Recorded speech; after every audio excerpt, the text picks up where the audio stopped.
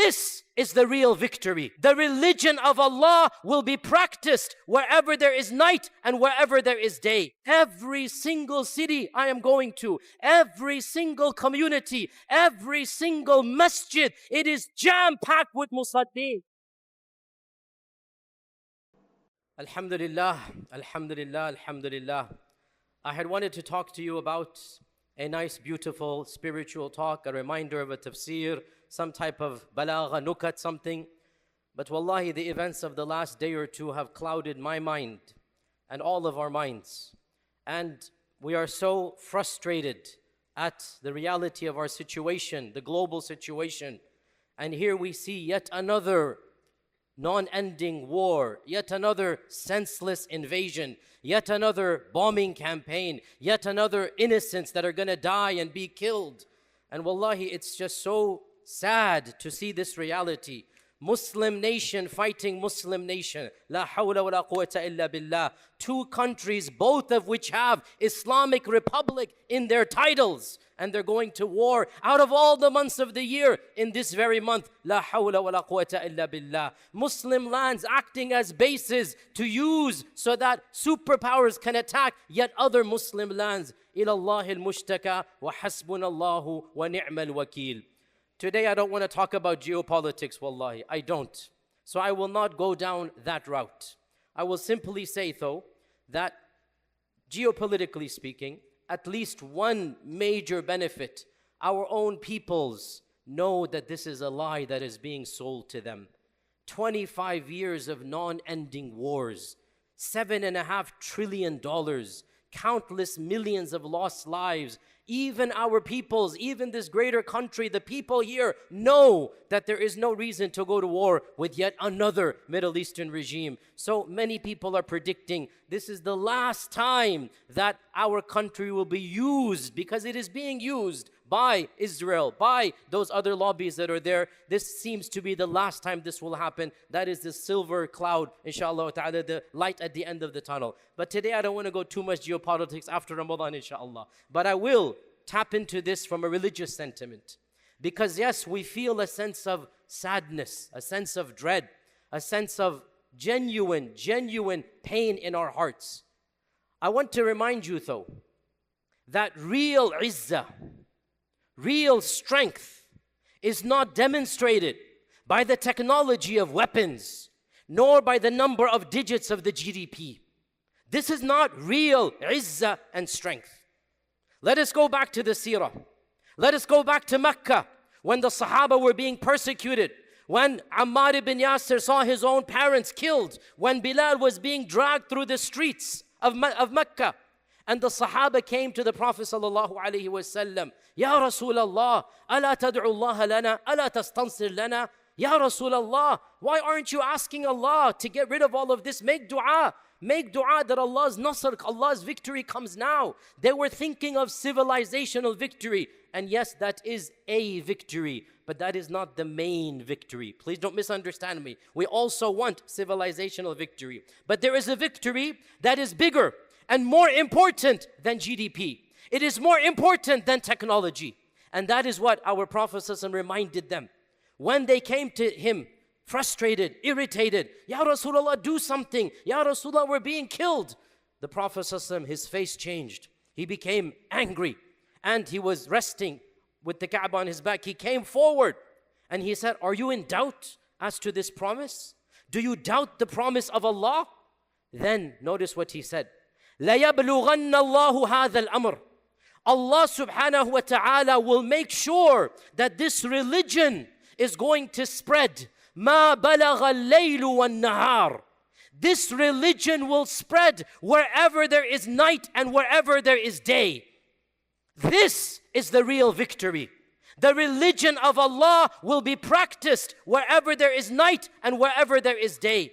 And he said, وَلَا يَتْرُكُ اللَّهُ. Allah will not allow بَيْتَ مَدَرٍ وَلَا وَبَرٍ. Allah will not allow even a tent of an animal fur or a man-made skyscraper, except that Islam will enter those two different realities. بِعِزِّ عَزِيزٍ أَوْ ذُلِّ ذَلِيلٍ. Some people will embrace Islam happily, willingly. Others will grudgingly embrace Islam. But Islam will spread east to west. Islam will spread north to south. Wherever you go, there will be people hearkening to the call, praying to Allah, reciting the Quran. That is the real izzah that Allah has guaranteed. Do you know why, my dear brothers and sisters of Epic, I am not praying here this particular Ramadan? Because this Ramadan I have chosen to travel over the country. This whole month, 25 cities I will be going across the country. I've already been every single day I'm going to a city. I have been to New York, New Jersey. I have been to Tampa and Miami. I have been to Detroit, Michigan. I have been to San Diego and San Francisco. Yesterday I was in San Diego. I have been across the corners of this country of America, and I still have another 2 weeks of travel, inshallah ta'ala. If I could only impress upon you what I saw, if I could only cause you to have a 3D, just be like a bird and see what is happening.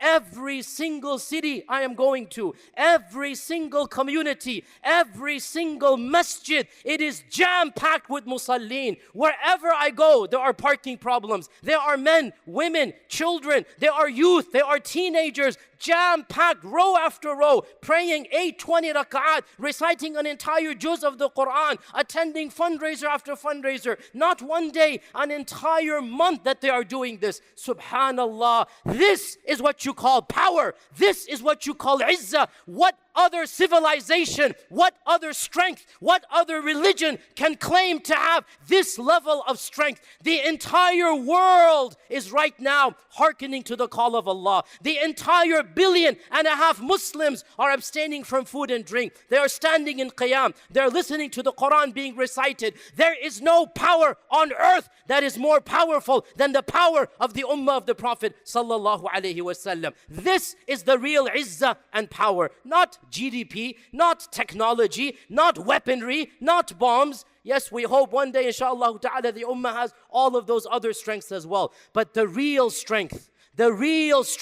is the strength of human capital. The real strength is the strength of hearts and minds. The real strength is the strength of recalling the call of Allah and His Messenger, responding to the call of Allah and His Messenger. Again, I remind you, what other civilization, what other ethnicity, what other nation state, what other religion has even a fraction of the power of the Ummah? Wallahi, there is no competition. No competition. And exactly as our Prophet sallallahu alaihi wasallam said, "Ma balagha al-laylu wan-nahar." Wherever there's night and there's day. In another hadith, once again, when the Sahaba came complaining to him, saying to him, "Do something, Ya Rasulullah." Once again, he gathered them and he said to them, "Inna Allah ta'ala zawali al-arda fara'aytu mashariqaha wa magharibaha." Allah unfolded the earth for me, and I saw the easternmost and the westernmost, and I am telling you, my ummah shall reach as far as my eyes could see, the easternmost to the westernmost, in this land, all the way Buffalo, New York, all the way down to San Diego, east to west. And mashallah, tabarakallah, more masjids than we can count, more mashallah musallin, huffaz.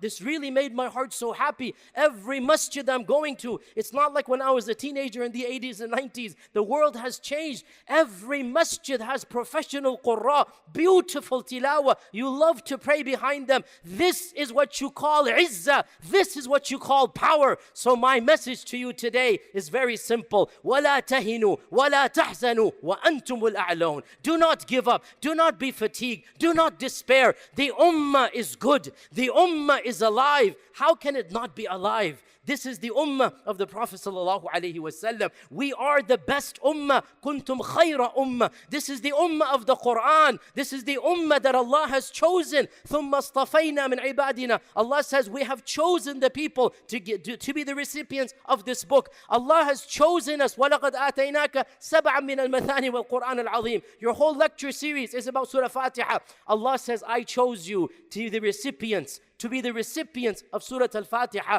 and the entire Quran. This is a blessing. This is the real strength. the strength in Iman, the strength in the Ummah of the Prophet sallallahu alaihi wasallam. Now one final point. If somebody says, hold on a sec, this sounds a lot like what other people say about a chosen race. We say, La hawla wa la quwwata illa billah. Not at all. Those people who say chosen race, they use it as a permanent adjective, as a sticker, and they use it to justify their actions. For us, this is not a permanent adjective and sticker. This is an active verb. We have to live up to the verb. If we don't live up to the verb, we don't get the perks of the verb.